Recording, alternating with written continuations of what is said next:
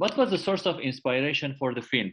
The initial inspiration for the film was simply the people in this area. I'm not from that area myself, but I married a wonderful woman from the Midwest and Texas, and I got to know these people and felt that a great kinship with them, and that there maybe was a simple story to be told there from an angle, from a very simple angle too, that wasn't necessarily told already. Mm-hmm.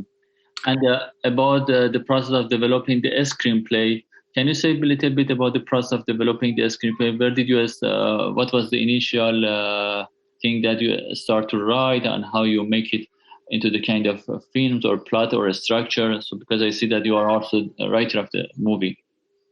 Yes, the initial idea for the screenplay was I wanted to investigate a kind of exaggerated character, almost a character of American folklore, you could say, the self-made man, this mythical American character who makes it on his own and doesn't receive help, and makes his own path. And also, so that was one of the initial points. And the other initial point was an involuntary visit to Atlantic City, where I saw and experienced a state of Great Depression and misery. And I thought that there was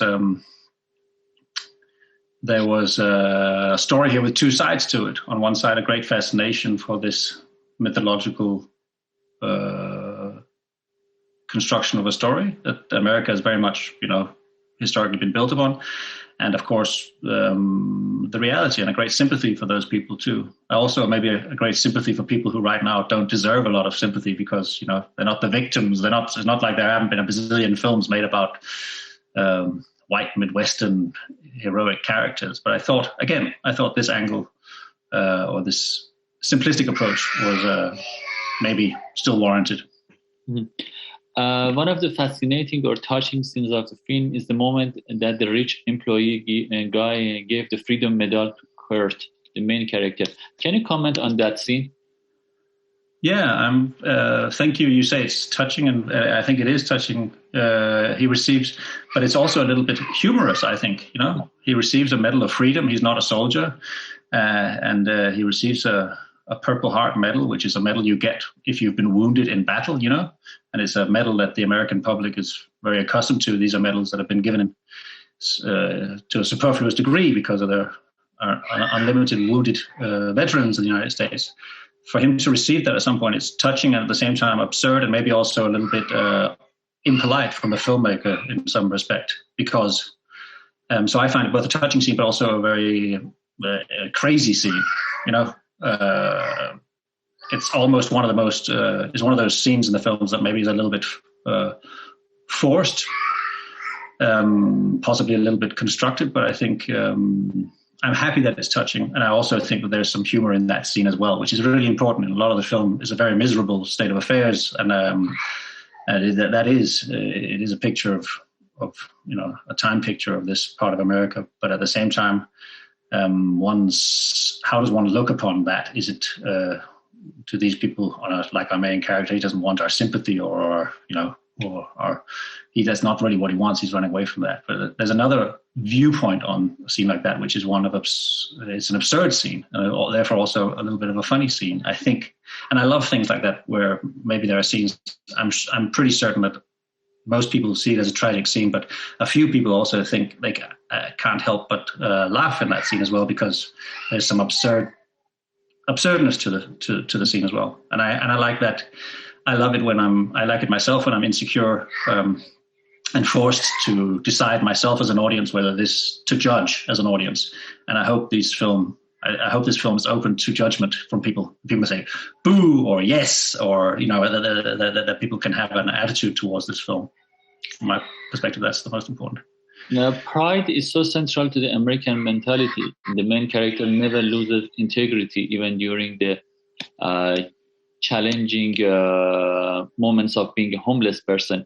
How do you feel about the connection between pride and being an American? Do you see this as a positive thing or a negative thing? I think it's normally characterized as a negative thing. For pride is the seed of many a miserable fate, so to speak, unwarranted pride. But from my personal perspective, I think that pride especially not just maybe we could say Western European or pride, and specifically male pride, is something that I am, again, have a twofold attitude towards. I know it for myself that it's immensely important, and it's important although it is ridiculous. Sometimes you insist, you must respect me, but respect you for what? There's nothing that warrants that respect. And sometimes, and that's a catalyst for a lot of negative actions, of course, because people, if their pride is wounded, they normally react with aggression and, but my attitude towards pride, and I'm happy that you mentioned it as a big thing of it, is that again, it's a dual attitude. It is immensely important.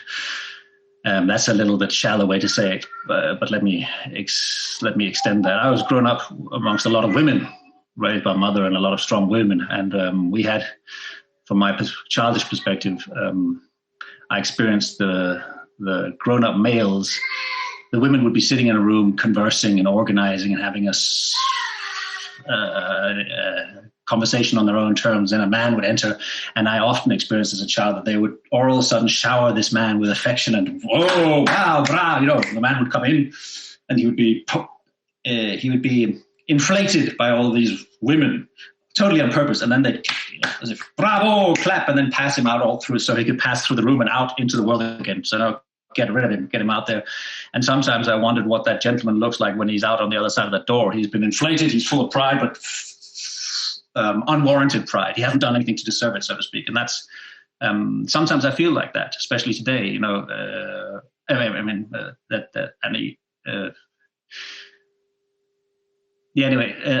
so this is a pride that is on one side destructive and humoristic. I mean, if you look very earnestly at a man and at male pride, if you look very seriously at it, your story will inevitably turn into a comedy by default, because it is, I think that sentence stands for itself. If you take a man very seriously, it will turn into a comedy, so to speak.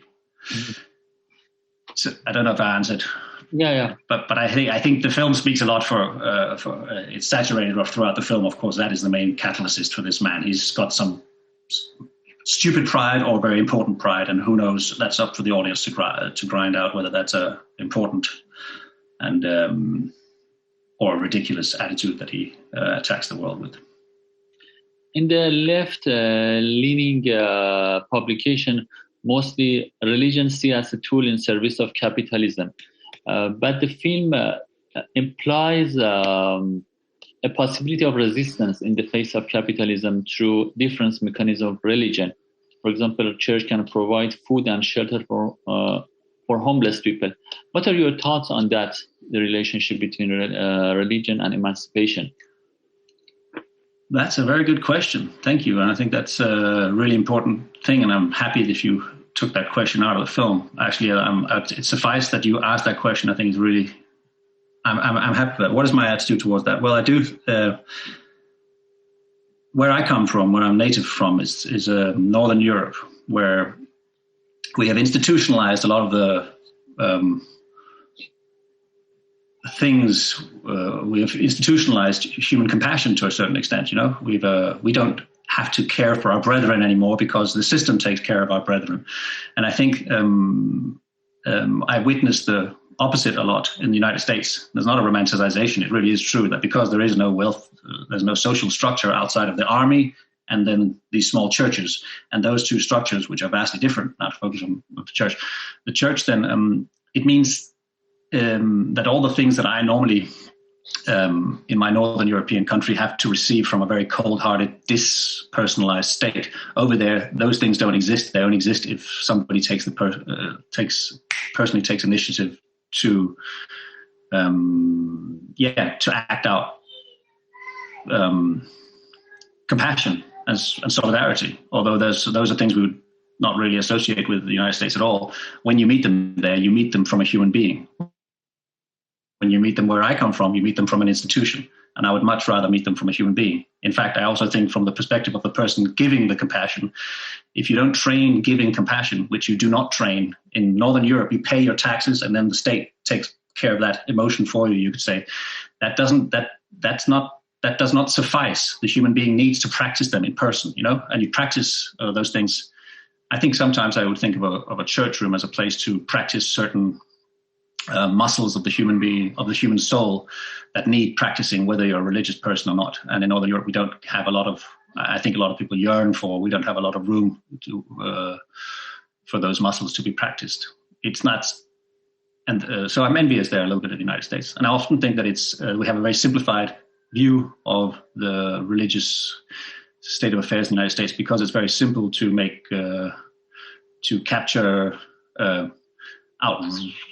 outrageous religious practices over there and make a freak show out of their religious life, if I can put it that way. But in actuality, it's very matter of fact and pragmatic and practical in a certain respect. And I think that I maybe have a little bit of a envy for that. Also because I mean, it's a little bit like film. We need to a religion. Now, I'm sorry, I could put a full stop there, but the last thing the last thing I would say is that religion or the meeting in a spiritual room around these stories that they go and speak about and practice and sermon about each weekend in a church.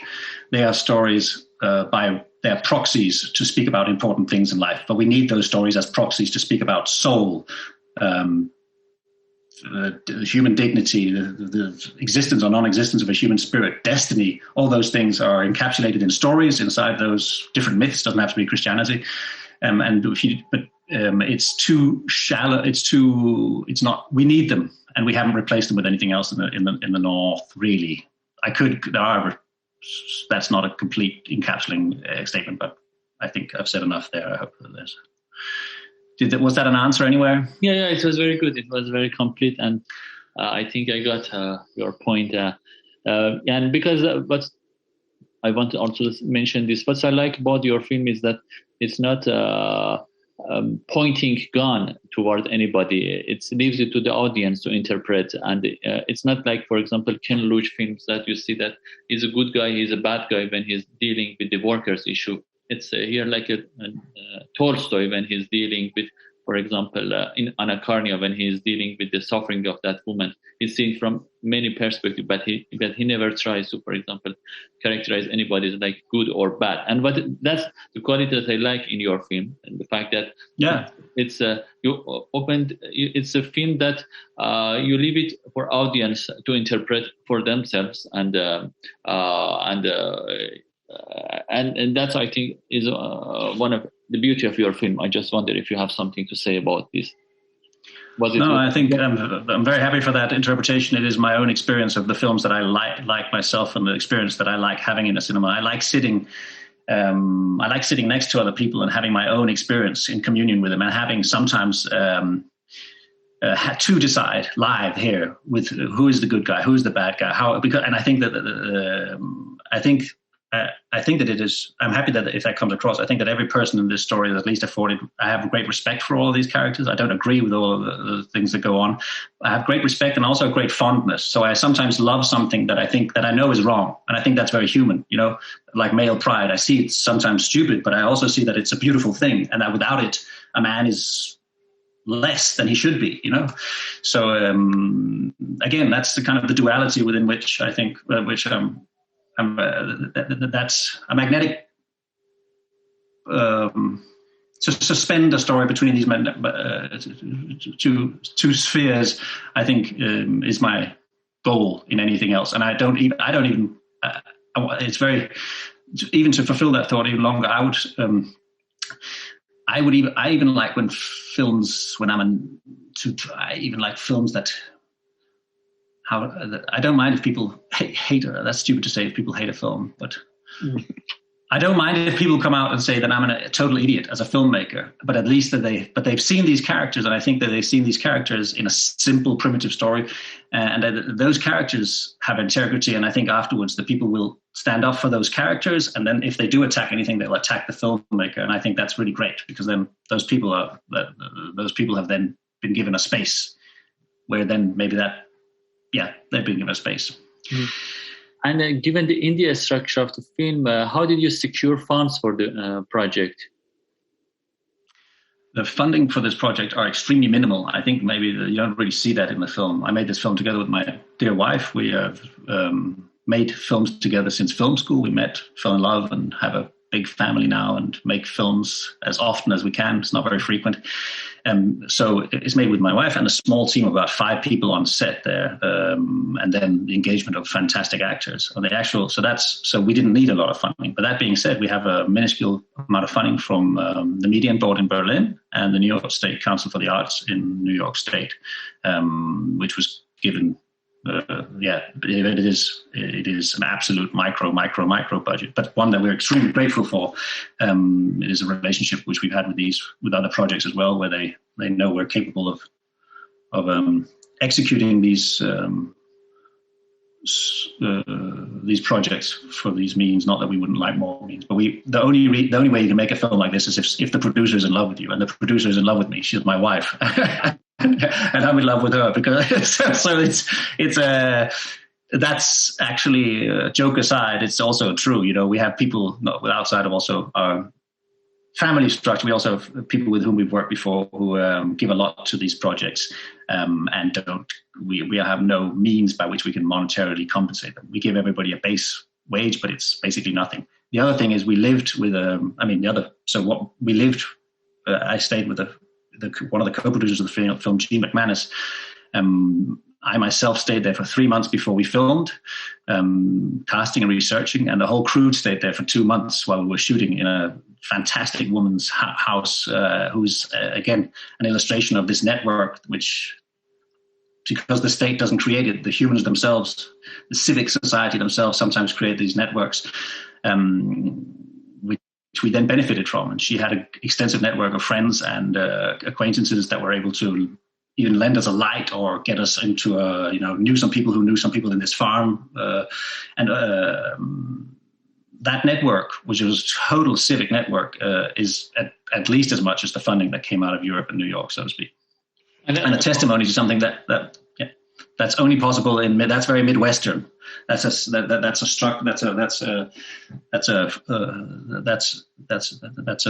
fruit of the Midwest, so to speak. And you mentioned a little bit about the actors. How do you pick the actors? Was it mostly most of them seems to be very new actors? Yeah, I mean, out of necessity again. If you have not got first of all, if you haven't got a lot of money, you need people who. You can't block people for a long amount of time. So in actual fact, you have to. That's a very rude way of saying it. I'm just saying you could make this film in 2 different ways. You could actually make this film now. Somebody who's better could take this film and make a more dramatic film out of it now. We have actual people in the film who I met through these quite extensive castings and who inspired those scenes themselves. I went around and made a very open casting call in person myself also, and had an open casting into these in different spaces in Illinois and in Toledo and in New York City and in Atlantic City. Those 4 spaces we did quite extensive castings. But the castings themselves were small laboratories to try out silly small ideas and get to know those characters. Most importantly, I think it's such a privilege just to get to know people in this 20 minutes you have together, and sometimes longer.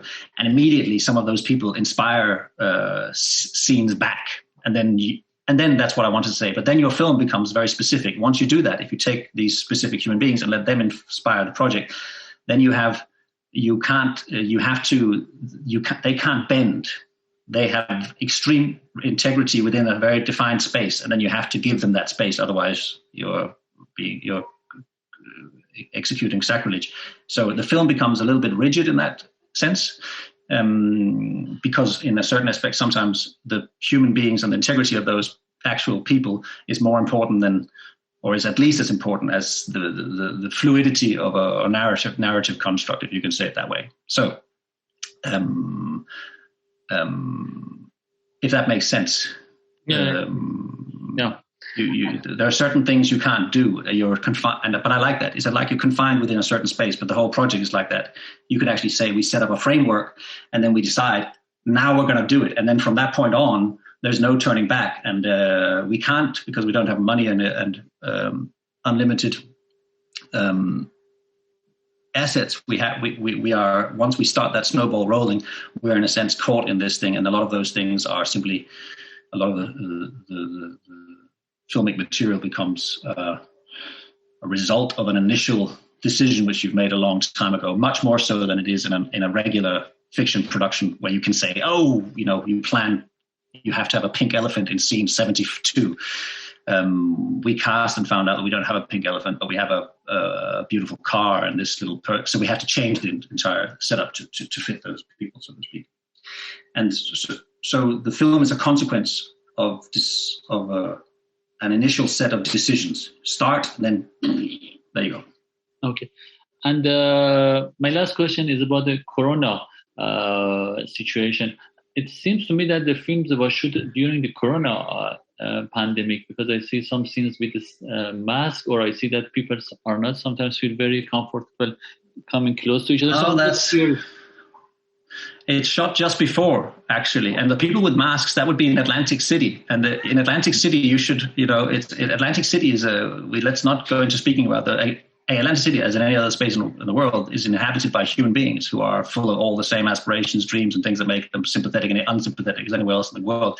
But the place itself is so unhealthy and polluted, and that there's a person walking around there wearing a mask on the street, and it is a place, but it is not under Corona. That is just the circumstance of exhibited misery that we have allowed ourselves to show from Atlantic City. So how was the impact of Corona on your plan for distribution or the festival circuit? Was it change it fundamentally, or was it make it difficult? Yeah, it is difficult, but it's the same for everybody. You sit, we finished, we're small crew and team, so it takes a long time. You sit and edit for a long time. You're in the post-production. If you're underfinanced, the post-production, as people know, will take an extensive amount of time. But we finished basically just as Corona was starting. And then we had a film finished, and then the world closes down. And you have to, my wife, who's producing this one, but who also, she's taken that part of it. I'm not very intelligent with this kind of stuff, but the short or long is, yes, it's impacted this film just as it's impacted all other films, because a film like this, of course, it's a little bit of a awkward, particular little film maybe, and it necessitates, it benefits a lot from this, from a vivid festival, or it benefits from festival activity, so to speak. And when you're not able to be there in person and go to those screenings, some of the wind goes out of the sails there, and there's a lot of thoughts of, should you go ahead with this festival? Should you not? Should you calculate? Do you bet on things opening up? But we're very happy. We showed it we just showed it in Rotterdam, and it was shown in an actual cinema, and we were beamed in to an audience, and there were full audience in a cinema sitting there, and it was wonderful. Even though we didn't really get wonderful, it was almost like having the real experience. But me and my wife still have promised each other that we want to sit in a cinema and watch this together in real life, so to speak. I didn't answer your question, but of course I answered a little bit. Yeah, Corona, COVID, it impacts everything. But I won't go down that avenue. But it impacts everybody equally. Small, narrow films, or maybe I should say small, narrow films like this, again, they really depend on a very engaged festival scene. And one could fear that if almost 2 years pass where they're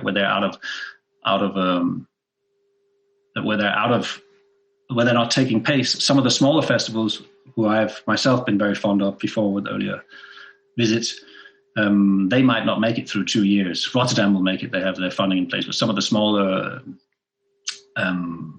festivals, their structures and the individuals who are running this on a non-profit, they probably disappear. So it's yet to be seen. But I don't know what landscape comes out on the other side of this. And unfortunately, a lot of the people, a lot of the small improbable festivals which don't have huge backing are probably the first ones to disappear. Although those are the ones where I've had my biggest, where I've enjoyed many surprises. Yes. Okay. It was great talking with you, and it was great seeing your film. And I wish good success with the rest of the festival's circulation and good news to come. Thank you so much, and thank you for those questions. I think it's very strange. Also, one deranged result of this COVID blah blah blah is one hasn't really practiced speaking and being one is and not hearing anything from the film. Your questions were nice. I'm very happy that they came out. That made me, with all else, that's one of the few direct feedbacks one has now, and those were questions which I am happy were arrived at, so to speak. So that actually made me very happy to hear. Thank you very much.